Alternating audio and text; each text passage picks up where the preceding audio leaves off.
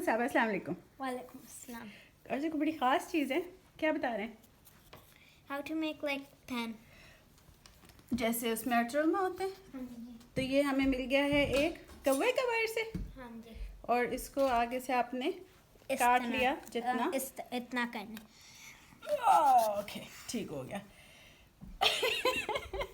ठीक हो गया। तो और फिर उसके बाद पेन लेके हम्म, ये चीज़ निकाला, पीछे से ये तोड़ दिया या तोड़ निकाल नहीं दिया। देता, खुला हुआ है वो, वहाँ पे पड़ा हुआ है। हाँ। फिर इसके अंदर you have to fit perfectly इस तरह। तो यानी इसको इतना काटें जितना पेन उसके अंदर फिट हो जाए। And now what you want to write? कोई अच्छी बात ही लिख देते हैं आपने।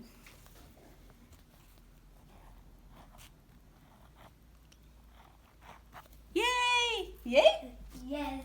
यस